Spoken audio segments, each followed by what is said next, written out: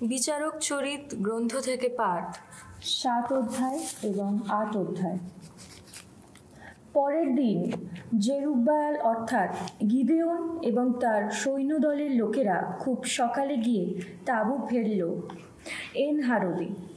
মিদিয়ানীয়দের তাঁবুস্থানটি ছিল গেদেওনের তাঁবুস্থানটির উত্তর দিকে, মোরে পর্বতের পাদদেশে উপত্যকায়। ভগবান গিদেওনকে বললেন, তোমার দলে এত সৈন্য থাকলে তাদের হাতে আমি কিন্তু মিদিয়ানীয়দের তুলে দিতে পারবো না।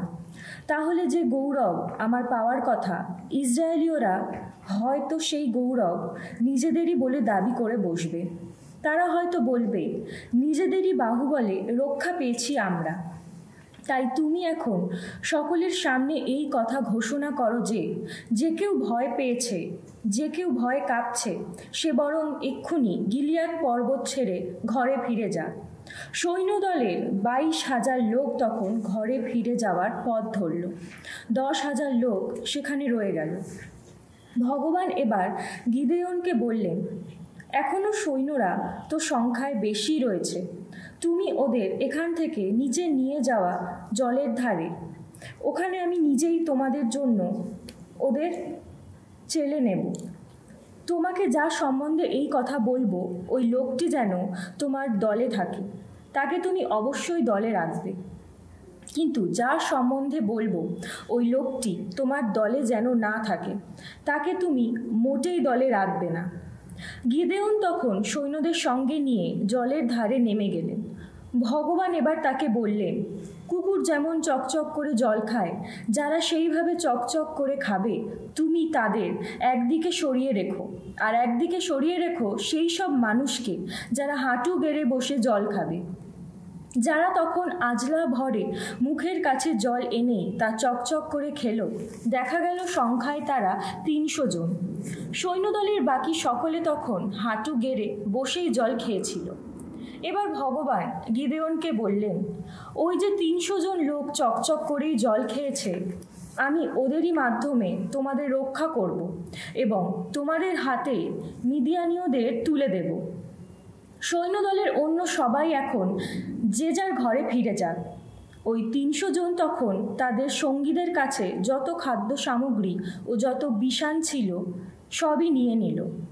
তারপর গিদেওন ইসরায়েলের বাকি সকলকে তাদের নিজের নিজের ঘরে ফেরত পাঠালেন। নিজের কাছে তিনি রাখলেন শুধুমাত্র সেই 300 জনকে। মিদিয়ানীয়দের তাঁবুস্থানটি ছিল নিচে উপত্যকায়। সেদিন রাতের বেলায় ভগবান গিদেওনকে বললেন, ওঠো, তুমি এখন ওই তাঁবুস্থানটির ওপর আক্রমণ চালাও, কেননা আমি তা তোমার হাতে তুলেই দিয়েছি। আর যদি আক্রমণ চালানোর ভরসা না পাও, তাহলে তুমি বরং তোমার পার্শ্বচর পুরাকে সঙ্গে নিয়ে তাঁবুস্থানে নেমে যাও। ওরা কি বলছে না বলছে তা একবার শুনে নাও, তাতে ওদের তাঁবুস্থানটির ওপর আক্রমণ চালাবার সাহস পাবে তুমি।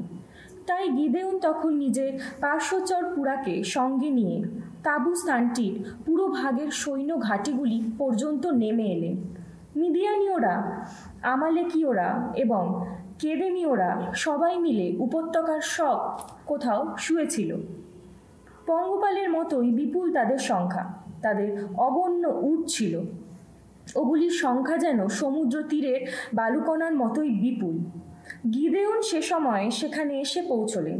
ঠিক সেই সময় একজন লোক তার বন্ধুকে নিজের দেখা একটি স্বপ্নের কথা বর্ণনা করতে গিয়ে বলছিল, শোনো, এই স্বপ্ন দেখেছি আমি।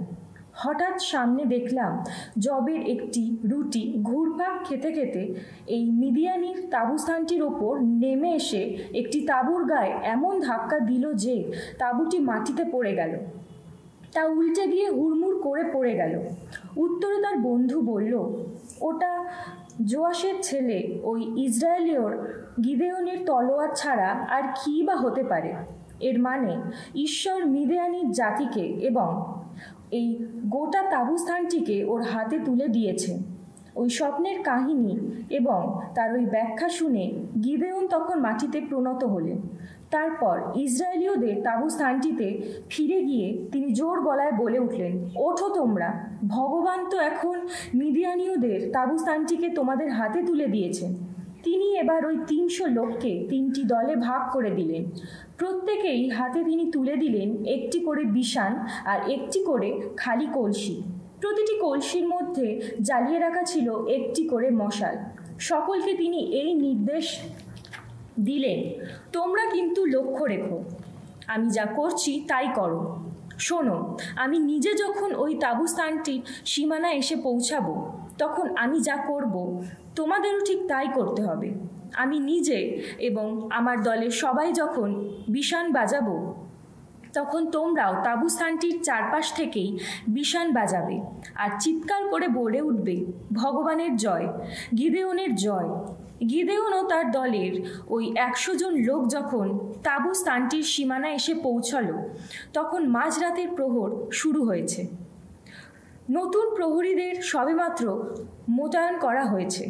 গিদেওন ও তার সঙ্গীরা তখন একবার বিষাণ বাজালো, হাতের কলসিগুলো ভেঙে ফেলল। ৩টি দলের লোকেরাই তখন ওইভাবে বিষাণ বাজালো ও কলসিগুলো ভেঙে ফেলল। তারপর বাঁ হাতে মশাল ধরে আর বাজাবার বিষাণ ডান হাতে ধরে তারা চিৎকার করে বলে উঠল, এবার যুদ্ধ, ভগবানের জয়, গিদেওনের জয়। তারা কিন্তু প্রত্যেকে তাঁবুস্থানটির চারপাশে যে যেখানে ছিল সেইখানেই দাঁড়িয়ে রইল। এদিকে তাঁবুস্থানটির সমস্ত লোক তখন এদিক ওদিক দৌড়তে লাগলো, চিৎকার করতে করতে পালাতে লাগলো। তখন হলো কি, ওই ৩০০ জন যখন সমানে বিষাণ বাজিয়েই চলেছে, সেই সময় ভগবান এমনটি ঘটালেন যে গোটা তাঁবুস্থান জুড়ে লোকেরা তলোয়ার নিয়ে নিজেদের মধ্যে মারামারি শুরু করে দিল। শেষে ওই বাহিনীর লোকেরা সেরেরার পথ ধরে বেতশিত্তায় পালিয়ে গেল তাব্বাতের কাছে অবস্থিত আবেল মেহোলার সীমানা অঞ্চলে। তখন ইসরায়েলের নাফতালি ও আশের গোষ্ঠীর মানুষেরা এবং গোটা মানাসে গোষ্ঠীর মানুষেরা এসে সমবেত হলো। তারা মিদিয়ানীয়দের পিছু পিছু তাড়া করতে লাগলো। ইতিমধ্যে গিদেওন এফরাইমের পার্বত্য অঞ্চলের সব কোথাও দূত পাঠিয়ে আদেশ দিয়েছিলেন, তোমরা মিদিয়ানীয়দের আগে নেমে গিয়ে বেতবাড়া পর্যন্ত যদ্দন নদীর ধারের সেই জায়গাগুলো অধিকার করে নাও, যেখানে গিয়ে পায়ে হেঁটে তাদের পক্ষে নদী পার হওয়া সম্ভব। তাই ইফরাইম গোষ্ঠীর সমস্ত মানুষ তখন সমবেত হয়ে বেতবাড়া পর্যন্ত যর্দন নদীর ধারের সেই জায়গাগুলো অধিকার করে নিল, যেখানে দিয়ে পায়ে হেঁটে নদী পার হওয়া চলে। তারা মিদিয়ানীয়দের 2 জন দলপতি ওরেব ও জেবকে ধরে ফেলল। ওরেবকে তারা মেরে ফেলল সেই শিলাটির কাছে, যার নাম হয়েছে ওরেব শিলা, আর জেবকে তারা মেরে ফেলল সেই আঙুর পেশাইখানার কাছে, যার নাম হয়েছে জেব পেশাইখানা। মিদিয়ানীয়দের পিছু পিছু তারা করেই চলল। তারা শেষে তারা জর্দনের ওপার থেকে ওরেব ও জেবের ছিন্ন মাথা দুটি গিদেওনের কাছে নিয়ে এলো। ইফরাইম গোষ্ঠীর লোকেরা গিদেওনকে বলল, আমাদের প্রতি এ কি অন্যায় করলে তুমি? তুমি যখন মিদিয়ানীয়দের বিরুদ্ধে যুদ্ধ করতে গিয়েছিলে, তখন কেনই বা আমাদের ডাকনি? এই নিয়ে তারা তাকে প্রচণ্ড তিরস্কার করতে লাগলো। কিন্তু তিনি তখন উত্তর দিলেন, হাজার হোক, এই ব্যাপারে তোমরা যা করতে পেরেছ তার তুলনায় আমি কতটুকুই বা করেছি। গাছে থেকে যাওয়া যেরকম আঙুর ফল ইফরাইম পেরে এনেছে, সেগুলি কি আবিয়েজেরের সংগ্রহ করা যত আঙুরের তুলনায় অনেক ভালো নয়? ঈশ্বর তো তোমাদেরই হাতে তুলে দিয়েছেন মিদিয়ানের ওই 2 জন দলপতি ওরেব ও জেবকে। তোমাদের তুলনায় আমি কতটুকুই বা করতে পেরেছি? তার ওই কথা বলার পর তাদের আক্রোশ শান্ত হলো। এক সময় গিদেওন জর্দন নদীর ধারে এলেন। তিনি তার সেই 100 সঙ্গীকে নিয়ে নদী পার হলেন। তারা সবাই তখন খুবই ক্লান্ত, তবুও তারা তখনও শত্রুদের তাড়া করে চলেছে। গিদেওন সুক্কোত নগরের লোকদের বললেন, দয়া করে তোমরা আমার দলের এই লোকদের কিছু খাবার দাও, কেননা ওরা খুবই ক্লান্ত। আমি তো এখন মিদিয়ানীয়দের রাজা জেবা ও সালমুন্নার পিছু পিছু তাড়া করছি। সুক্কোতের প্রধানেরা কিন্তু উত্তর দিলেন, সে কি, জেব্বা ও সালমুন্না দুজনে কি এরই মধ্যে তোমার হাতের মুঠোয় এসে গেছেন যে আমরা তোমার সৈন্যদের খাবার জোগাতে যাব? গিদেওন তখন বলে উঠলেন, ঠিক আছে, ভগবান আমার হাতে জেবা ও সালমুন্নাকে তুলে দেওয়ার পর আমি কিন্তু মরু কাটা আর শিয়াল কাটা চাককে তোমাদের চামড়া ছাড়িয়ে নেব। সেখান থেকে তিনি এগিয়ে গেলেন পেনুয়েলে। সেখানকার লোকদের কাছেই তিনি একই অনুরোধ জানালেন, কিন্তু পেনুয়েলের লোকেরা সুক্কতের লোকদের মতোই উত্তর দিল। তাই তিনি পেনুয়েলের লোকদেরও হুমকি দিয়ে বললেন, জয়ী হয়ে যখন আমি এখানে ফিরে আসব তখন আমি কিন্তু এখানকার বুরুজটা মাটিতে লুটিয়ে দেব। জেবা ও সালমুন্না তাদের বাহিনীকে নিয়ে তখন ছিলেন কারকোরে। তাদের সৈন্যদের সংখ্যা তখন মোটামুটি 15,000। কেদিনীয়দের গোটা বাহিনীর শুধু ওরাই অবশিষ্ট ছিল, কেননা ইতিমধ্যে 1,20,000 অসি যোদ্ধা তো নিহত হয়েছে। গিদেওন এবার যাযাবরদের পথটি দিয়ে এগিয়ে গেলেন নোবাহ ও যোগবেহার পূব দিকে। তিনি গিয়ে শত্রু বাহিনীর ওপর এমন সময় ঝাঁপিয়ে পড়লেন যখন তারা মনে করেছিল তারা বেশ নিরাপদেই আছে। জেবা ও সালমুন্না তখন পালিয়ে গেলেন। তাদের পিছু পিছু তাড়া করে তিনি মিদিয়ানীয়দের ওই দুই রাজা জেব্বা ও সালমুন্নাকে ধরে ফেললেন এবং তাদের গোটা বাহিনীকে ছত্রভঙ্গ করে দিলেন।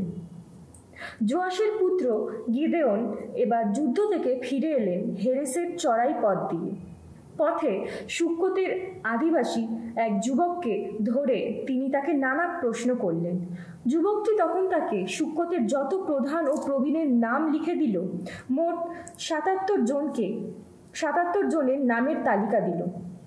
গিদেওন তখন সুক্কতের লোকদের কাছে গিয়ে বললেন, এই যে সেই জেবা ও সালমুন্না যাদের সম্বন্ধে তোমরা বিদ্রূপ করে বলেছিলে। জেবা ও সালমুন্না দুজনে কি এরই মধ্যে তোমার হাতের মুঠোয় এসে গেছে যে আমরা তোমার যত পরিশ্রান্ত সৈন্যকে খাবার জোগাতে যাব? এবার তিনি শহরটির প্রবীণদের জড়ো করলেন। মরু কাটা আর শিয়াল কাটা নিয়ে সুক্কতের আদিবাসীদের উচিত শিক্ষা দিলেন।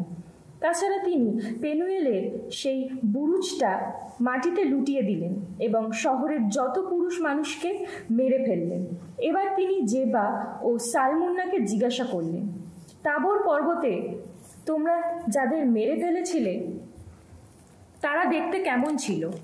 তারা উত্তর দিলেন, দেখতে তারা আপনারই মতো ছিল, তাদের প্রত্যেকের চেহারা ছিল রাজপুত্রেরই মতো। গিদেওন তখন বললেন, তারা ছিল আমার নিজের ভাই, সহোদর ভাই। ভগবানের অস্তিত্বেরই দিব্যি দিয়ে বলছি আমি, তোমরা যদি তাদের প্রাণে বাঁচতে দিতে তাহলে আমি কিন্তু তোমাদের মেরে ফেলতাম না। তিনি তখন নিজের জ্যৈষ্ঠ পুত্র জেথেরকে হুকুম দিলেন, যাও ওদের মেরে ফেলো। ছেলেটি কিন্তু খাপ থেকে নিজের তলোয়ার বের করল না, তখনও তার কম বয়স ছিল বলে সে তখন তেমন কিছু করতে সাহস পেল না। জেবা আর সালমুন্না তখন বললেন, আসুন আপনি নিজেই বরং আমাদের হত্যা করুন।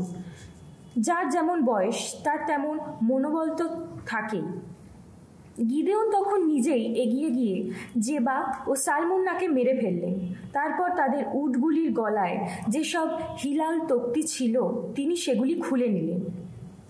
ইসরায়েলীয়রা তখন গিদেওনকে বলল, আপনি এবার আমাদের শাসক হন।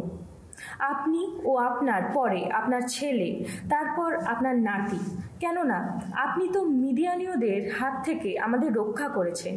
কিন্তু গিদেওন উত্তর দিলেন, আমি নিজেই তোমাদের শাসক হব না, আমার ছেলেও শাসক হবে না, ভগবানই তোমাদের শাসক হবেন। তারপর তিনি এই কথা বললেন, তোমাদের কাছে আমার একটি অনুরোধ আছে। তোমরা লুট করে যা পেয়েছো তা থেকে তোমরা প্রত্যেকে একটি করে সোনার কানের দুল আমাকে দাও। ব্যাপারটা হলো এই যে পরাজিত লোকদের প্রত্যেকের কানে সোনার দুল ছিল, কেননা তারা ছিল ইসমাইলীয়। ইসরায়েলীয়রা গিদেওনকে উত্তর দিল, নিশ্চয়ই তা দেব। তখন মাটিতে একটি চাদর বিছিয়ে রাখা হলো এবং তারা প্রত্যেকে তার উপর ফেলে দিল নিজের নিজের লুট করে পাওয়া একটি করে কানের দুল। গিদেওন সোনার ওই যেসব কানের দুল পেতে চেয়েছিলেন তার মোট ওজন দাঁড়ালো 1,700 শেকেল সোনা। তাছাড়াও অবশ্য ছিল মিদিয়ানীয় রাজাদের সেই হিলাল তক্তিগুলি ও কানের ঝুমকোগুলি এবং তাদের পরা বেগুনি রঙের যত দামি পোশাক, আর সেই সঙ্গে ছিল তাদের উটগুলির যত গলার হার। ওই সব কিছু দিয়ে গিদেওন একটি এফদ তৈরি করে নিলেন। সেটি নিয়ে গিয়ে তিনি রাখলেন নিজের শহর ওফরায়। সেখানে ইসরায়েল লোকেরা একসময় সেটির উপাসনা করে যত গণিকার মতোই আচরণ করতে লাগলো। সেটি তখন গিদেওন ও তার বংশের মানুষদের জীবনে ফাঁদেরই মতো হয়ে উঠল। এইভাবে মিদিয়ানীয়রা ইসরায়েলীয়দের পদানত হলো, আর তারা কখনো মাথা তুলে দাঁড়াতে পারেনি। গিদেওনের আমলে 40 বছর ধরে সারা দেশে শান্তি বিরাজ করল। যোয়াশের পুত্র জেরুব্বায়াল ঘরে ফিরে গিয়ে সেখানেই দিন কাটাতে লাগলেন। গিদেওন 70টি পুত্রের পিতা হলেন, কেননা তার অনেক স্ত্রী ছিল। সেখেমে তার যে উপস্ত্রী ছিল সে তার আরেকটি পুত্রের জন্ম দিল।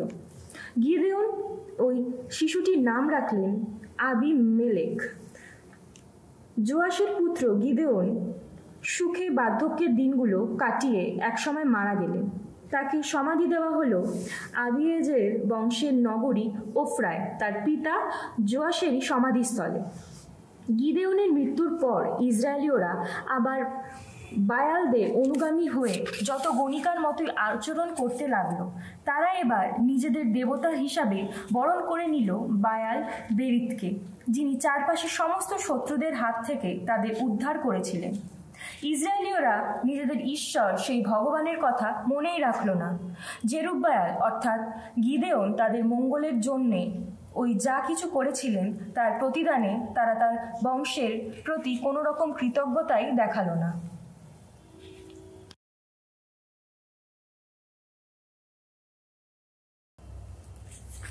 শাম সঙ্গীত 118। মুক্তিধন্য জাতির কৃতজ্ঞতা জ্ঞাপন। ভগবানের গুণগান করো, কত না মঙ্গলময় তিনি, তার দয়া সে তো চিরকালেরই দয়া। বলুক ইসরায়েল, তার দয়া সে তো চিরকালেরই দয়া। বলুক আরণ বংশ, তার দয়া সে তো চিরকালেরই দয়া। ভগবত ভীরু যারা বলুক, তারা বলুক, তার দয়া সে তো চিরকালেরই দয়া। সেদিন সংকটে পড়ে ভগবানকে ডেকেছিলাম আমি, সাড়া দিলেন তিনি, সংকট থেকে মুক্তি করলেন আমায়। ভগবান আমার পক্ষে আছেন যখন, আমি তো আর কিছুই করি না ভয়। মানুষ আমার কী বা করতে পারে? হ্যাঁ, আমার পক্ষ নিয়েছেন ভগবান, আমার সহায় তিনি। আমার শত্রু যারা, আমি দেখতে পাবো তাদের পতন। মানুষের প্রতি আস্থা রাখার চেয়ে ভগবানের শরণ নেওয়াই শ্রেয়। রাজাদের প্রতি আস্থা রাখার চেয়ে ভগবানেরই শরণ নেওয়া শ্রেয়। সেদিন যত বিজাতির মানুষ ঘিরে ফেলেছিল আমায়, ভগবানের নাম নিয়ে আমি তো তাদের করলাম সংহার। তারা যে আমায় চারদিক থেকে ঘিরে ফেলেছিল, ভগবানের নাম নিয়ে আমি তো তাদের করলাম সংহার। আমাকে যেন ঘিরে ফেলেছিল ঝাঁক ঝাঁক মৌমাছি, কাটা ঝোপে জ্বলা আগুনের মতোই জ্বলে উঠেছিল তারা। ভগবানের নাম নিয়ে আমি তো তাদের করলাম সংহার। সেদিন বারবার ধাক্কা দিয়ে তারা আমাকে ধরাশায়ী করতে চেয়েছিল, তখন কিন্তু ভগবান সহায় হলেন আমার। ভগবানই শক্তি আমার, আমার কণ্ঠগীতি। আহা, নিজেই হয়েছেন তিনি আমার পরিত্রাণ। ধর্মিষ্ঠের শিবিরে শিবিরে শোনো, উল্লাস ভরা ওই যে জয়ের ধ্বনি। ভগবানের দক্ষিণ বাহু কীর্তিতে বলিয়ান, ভগবানের দক্ষিণ বাহু গৌরবে মহিয়ান। ভগবানের দক্ষিণ বাহু কীর্তিতে বলিয়ান, মরব না, জীবিতই থাকবো আমি। সকলকে শোনাবো ভগবানের কর্মকাহিনী। কঠোর হাতেই আমাকে শাসন করেছেন ভগবান, কিন্তু মৃত্যুর কবলে আমায় সঁপে দেননি তিনি। ধর্মালয়ের দ্বারগুলি এবার খুলেই দাও, প্রবেশ করব আমি, ভগবানেরই গুণগান করব এখন। ভগবানের কাছে যাওয়ার এই তো সেই দ্বার, ধার্মিক মানুষের এই তো সেই প্রবেশ পথ। ওগো, তোমার গুণগান করি আমি, তুমি যে দিয়েছ সাড়া। আহা, নিজেই হয়েছ তুমি আমার পরিত্রাণ। গৃহ নির্মাতা যে প্রস্তরটি উপেক্ষা করেছিল, সেই প্রস্তরই আজ হয়ে উঠেছে সংযোগ প্রস্তর। এই তো স্বয়ং ভগবানেরই কাজ। আমাদের দৃষ্টিতে তা কত অপরূপ। এই তো সেই দিন, ভগবানের মনোনীত সেই দিন। এই দিনে এসো আনন্দ করি, এসো করি উল্লাস। ওগো ভগবান, দোহাই তোমার, করো আমার ত্রাণ। ওগো ভগবান, দোহাই তোমার, দাও দাও সফলতা। ভগবানের নামে আসছেন যিনি, ধন্য তিনি ধন্য। ভগবানের ভবন থেকে আশীর্বাদ জানাচ্ছি তোমাদের। ভগবানই ঈশ্বর, তার কাছ থেকে আমরা পেয়েছি আলো। বৃক্ষ শাখা হাতে নিয়ে শোভাযাত্রায় সার বেঁধে এখন যাই চলো শৃঙ্গ বেদীর কাছে। তুমি যে আমার ঈশ্বর, ওগো তোমারই গুণগান করি। হে আমার ঈশ্বর, আমি তোমারই গৌরবগান গাই। ভগবানের গুণগান করো, কত না মঙ্গলময় তিনি। তার দয়া সে তো চিরকালেরই দয়া।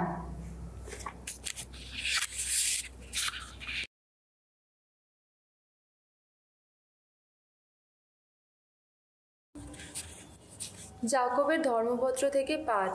3 অধ্যায়। জীবের দুরন্ত শক্তি, বাক সংযমী মানুষই যথার্থ মানুষ।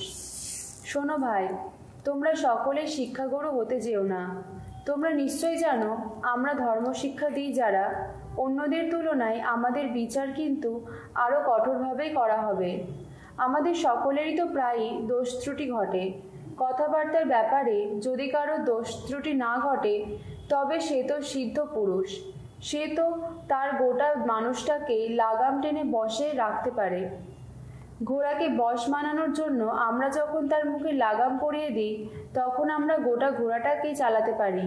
তেমনি জাহাজের কথাও ভেবে দেখো, আকারে এত বড় হয়েও ঝড় বাতাসে তাড়িত হয়ে জাহাজটা কিন্তু মাঝে ইচ্ছামতো পথে চালিত হয় ছোট একটি হালেরই শক্তিতে।